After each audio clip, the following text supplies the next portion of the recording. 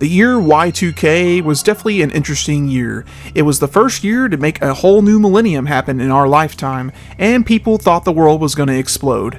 The year 2000 didn't stop video game developers though. There were lots of video games released in the year 2000. Some of the big titles on the PS1, like Final Fantasy IX, Spyro Year of the Dragon, Spider-Man, Tony Hawk's Pro Skater 2, and even Driver 2. That's just to name a few. There were a whole lot more stuff too, like Dino Crisis 2, and even Siphon Filter 2.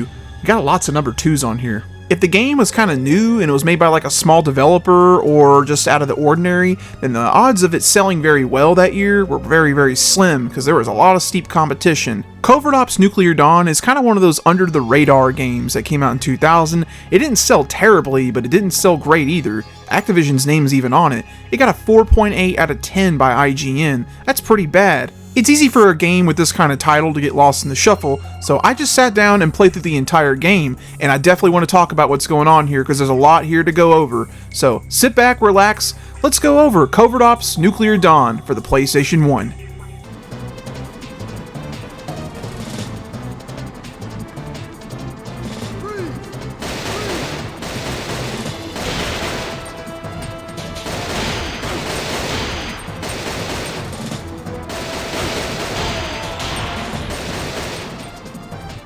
Covert Ops was developed by Sugar and Rockets and published by Activision in North America, and it was released in the year 2000. Sugar and Rockets didn't last very long as a studio, but to sum it up pretty simply, they used to be known as Exact, and in other words, they're the guys who made Jumping Flash 1 and 2, and they made Ghost in the Shell, which was one of my first PS1 reviews on this channel, by the way. So truly, this is actually a Sony second-party developer at the time. They eventually merged into Sony after this game, but for some reason, I couldn't really research why, but Activision got the rights instead of Sony and published it here in the States.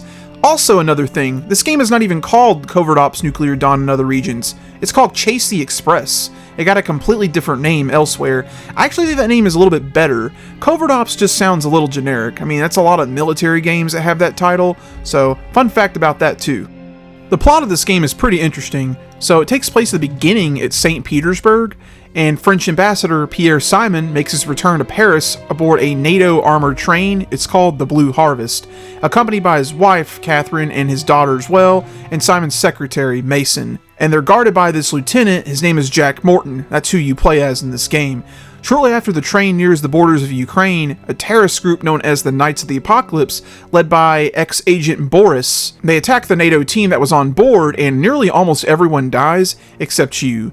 So you pretty much gotta save the ambassador because he's in danger, as well as his family, and find out what's going on with these Knights of the Apocalypse terrorist guys and put a stop to them. Covert Ops Nuclear Dawn plays like an action-adventure game and has a little bit of third-person shooting as well in time to time. And you're probably seeing from the gameplay so far that it looks a little bit like games like Resident Evil or other fixed-camera games, and you're indeed correct. This game plays a lot like Resident Evil, with a little bit of Metal Gear Solid sprinkled on top. The controls are pretty standard and very similar to games like Resident Evil, and the D-pad, it's all tank controls, so the up button moves you up, the left and right button will move you around the room, and down will move you back. Square button is your shooting button whenever you have your gun pulled out. The X button is your activate button, or if you want to talk to other NPCs, or selecting items that you find out on the ground or on counters. Circle is your run feature. You hold that down and you'll run faster. Triangle is your viewpoint. You can hold this down and you'll really need to use this a lot to see stuff. You can see all around your surroundings down the hallways and in rooms. It's very convenient. L1 is your quick turn, R1 is your crouch when you hold that down, L2 and R2 will roll you from left to right, and then lastly, you can hit select to pause the game, and start is your main menu where you can see all the items and such. Most of the game is fixed cameras, but there are areas in the game where you do have full control of the camera, especially on top of the train and around the train, and when you fight bosses. The objective of this game is pretty much what I said in the plot, is you see the ambassador and he gets kidnapped. Well, you gotta make sure he's all safe and protect him. But as far as gameplay goes, you'll be searching through this train. The whole game takes place on this giant train that you're on, and you'll have to find clues, solve puzzles, and of course take out enemies when they try to kill you. The key element to this game, pay attention. Look everywhere around the room, press that X button like the X button's gonna break off, until you find stuff, because you don't want to miss anything, because it is a action adventure game, but it kind of has survival horror elements a little bit. If you find ammo, you definitely need to conserve it and make sure every shot counts. Speaking of shots, the guns in this game. So you have the handgun, the obvious choice when you start the game. You'll be using this for quite a while. You'll eventually get like a machine gun, as well as an assault rifle, and a grenade launcher attachment with that too. So not too many guns in this game, but they're very effective and still good. Not too often, but you'll find hand grenades sometimes in the game, as well as plastic explosives. I think the grenades suck personally, they don't really go very far, but the plastic explosives are pretty good. I use that on one of the bosses. You just throw it on the ground and boom, they're dead. If you have no ammo, you can definitely punch in this game with the square button, but you don't want to get to that point, because even if you do punch somebody, they'll attack you immediately, so you're going to take damage regardless with the melee combat, and there's no knives in this game. Kind of a missed opportunity there. Most of the enemies in this game are basically just terrorists with ski masks. There's different variants of them, and usually that indicates they just take more hits, and they have different weapons sometimes. Also, very rarely, you'll come across different kinds of enemies. You actually come across like little robot droids. Only a couple times in the game, but thought that was kind of interesting to see that happen here. The pause screen is pretty much the same as stuff like Resident Evil. You know, you got your items, you can combine stuff, but you got your map here, and you can see where you're located on the map. And every time you trigger an event and get through the story, you'll be in a new place on the train in Europe.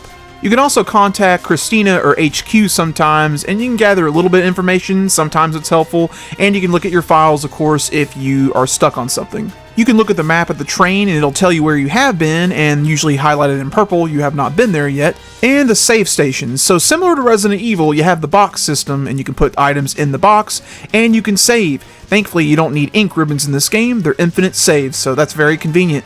Progressing through the train, key cards are a big thing you're going to see a lot in this game. You'll come across doors a lot like you would in other games like this that need a key. Well, you'll find a key card, and usually when you use that key card, you're going to usually use it once, but it's just a roadblock essentially that you need to look around before you go to the next area. There's some more unique ways too that I saw in this game. You actually have a forklift blocking the way, and you just go up to it and you actually have to activate it, and it moves the box, and you use a screwdriver to open up a nuclear warhead panel on the side, and you hit the self-destruct button and it blows up this room.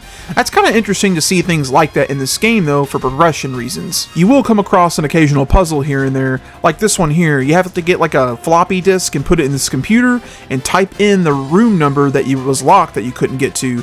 Once you do that and put the command in, you can access it. This one here where you have to get a blood transfusion to help save your comrade, and you got to make sure you have the right blood type and the right compound to make sure that it works. And even these angel statue things, it says you have to insert something into them. Well, as you play the game, you'll eventually figure out that there's these things you've been collecting the whole time that are used to open those to reveal something. It's cool to have puzzles like this in a game of this setting, and I appreciate the creativity the developers had. Aside the core gameplay, there are some like mini-game deals here. You have this machine gun turret section you do, and you shoot down these helicopters. This section here, you gotta line up this train with the main train, and that way you can cross back over to get back to where you were.